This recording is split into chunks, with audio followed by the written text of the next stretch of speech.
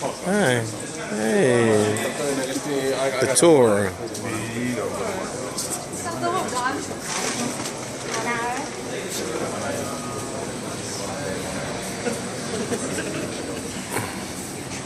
This is cool. Are you buzzed? No, I'm not. Alright. So as you're coming in, just watch your step, watch your step. It's pretty quiet here today, which is awesome. Generally, I think the brew house is down for a couple days.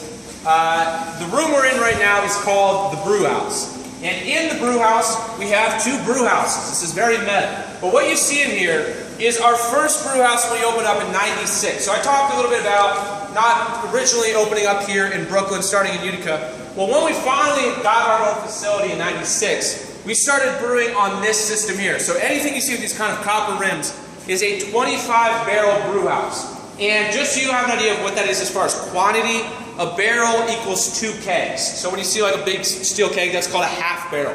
So this thing can do about 50 kegs per batch. This is a manual brew house. That means you're pretty much doing everything by hand. It's a slower system. It's a little bit more hands-on. We do some of the more specialty stuff on this. It's not an everyday thing that we're going to use, but it's still great. It's still being used a lot. But when you want to produce a lot of beer, you need something more efficient. And that's why we got this 50-barrel automated system. So everything kind of on this side of the room is new. This all has to do with an expansion that we started in 2008. This is a 50-barrel system. That makes you 100 kegs in each batch. But the big difference between these two is every single one of these vessels can be in use at a time, meaning you can continuously run this thing, and generally when we're running this, it's running 24 hours a day, so it's never going to stop. You can always be using it and constantly be making more beer. So this is an extremely efficient brew house, and this is where everything would begin. So if we were to make a new beer in here right now together today, we would start with our first ingredient, and we talked back in there, malt. So I'm going to show some malt to you, so you get an idea. So we have, again, a lighter colored malt that gives us a lighter colored beer, and a darker colored malt, which would give us a dark colored beer. Now, that isn't to say you would just use this or you would just use this. It's almost like painting and using different colors to create what you want your beer to look like. Now, we get malt in this form, and in the closest analogy to you guys at home, and for me at home, coffee. You buy whole coffee beans, you want to grind them up to the right coarseness. Same thing with grain. You get it like this from maltsters. Those are the people that roast it.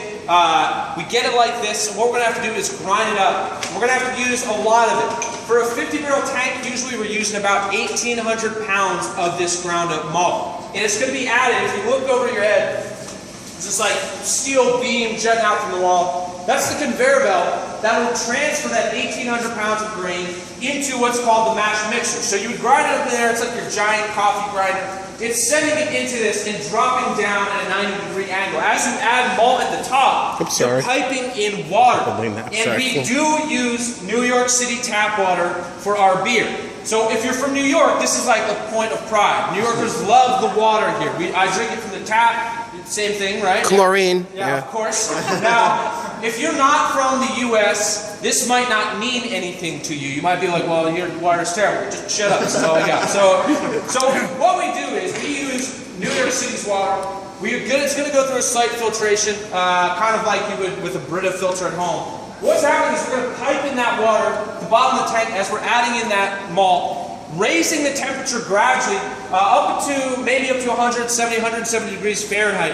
What's happening is this contains a lot of starches. We need sugars for brewing purposes. So we're breaking down the starches in our malt into simple sugars. And what's going to happen after 2 hours is in that tank we have the sugars we want. It's something that looks more like oatmeal or grape nut cereal. There's all this liquid and all this spent grain floating around. We got to get all our sugars out of that. And that's why we use this middle tank, a water tun. Essentially a giant strainer or a giant French press. You know, again, another coffee analogy. Just push it down. Press coffee at home. You're going to use that plunger to separate the coffee grounds from the liquid. The water tun's doing the same exact thing. You're straining off your liquids. You're adding, you're collecting those, and all that grain that we now have, we don't need. And this is why farming and brewing have been intertwined since basically beer has been around. That spent grain is a very good feed for cattle and livestock. So we use that, we give it to a farm in New Jersey, they can come pick it up, they can use that as a feed for their livestock. We'll give them a couple beers for the drive back to New Jersey if you've ever been on the turnpike, you know what I'm talking about? Also a good time to point out the Brooklyn Brewery is not going to drunk driving of any kind, that's legally binding. Now we have a liquid that is very sweet. It's very sweet, all those sugars are in there. And this liquid we now have is called wort. Again, we don't have any beer yet, we have sweet wort. And we got to balance something sweet with something bitter. And many different things have been used to bitter beer, but what has really been used for the past 1,000 years are hops. And again, that's what I was talking about in the other room. But hops, like you said, are a flower. And if you were to go to a hop farm, or if you've seen, and a lot of you from outside the U.S., I don't know if you've seen commercials for Sam Adams, but they're on national television here. Their brewers go around testing different hops. And what you do when you test a hop is you get like a fresh flower, you kind of crush it up, you like in your hands, and you smell it to get the aroma of the hop. And you do a little bump of it to make sure it's good. Now, some people do. So, what you're going to do with this is a fresh hop. Some breweries use fresh hops, and that's great. They're a little difficult to store. They're a little difficult to use. You have to use them pretty quickly after a harvest. What we use here is a pelletized concentrated version of the hop called a pellet. It looks like rabbit food, but this is that hop flour concentrated down into a very easy to use pellet. And what's going to happen with this is we add it to that sweet wort. We boil it in this glass tank here called a brew kettle. That brew kettle is going to start to bring that wort up to a rolling boil. We add our hops in, and this is going to balance all that sweetness we've created with bitterness. And not only is it going to balance it, it's also going to preserve it. Beer needs to preserve, and that's what hops do. Natural preservative, if you know the IPAs, or sometimes referred as IPAs, those are called India Pale Ales. And that name comes from beer being shipped from England to India. More hops would be added, alcohol content would be raised because that was such a long journey. That's where that style was born. It's become the litmus test of an American craft brewery to how bitter of an IPA can you make, how many IBUs can this beer have, how can it get to the point that is no longer enjoyable, but you drink it to say that you are a man. So that's what we've gotten to at this point. I don't necessarily like beers that hoppy or bitter, but whatever. So you've added hops to your wort, and now you have essentially sugary, bitter water. You have no alcohol yet, meaning none of you care. How do you get alcohol? Well, that's the process of fermentation. That's where things take time. Again, if we were to start a new batch today, we would be done the wort in 8 hours. We wouldn't have beer for another week or 2 or a month or a year.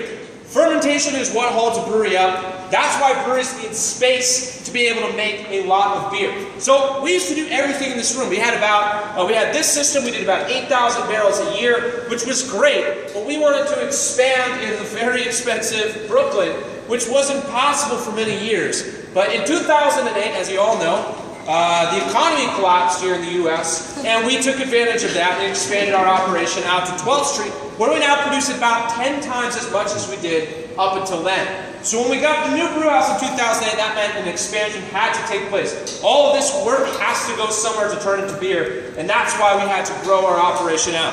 So what I'm going to take you into is the expansion. This is the difference between what was this nice little 8,000 barrels a year, and now what is closer to 80,000 barrels, where we're taking, bottling, and doing barrel-aged beers, and I'm going to take you into that right now. So just follow me in the next room. In order for you guys in the back stand, if you want to just kind of show them where to go, just give them the hand.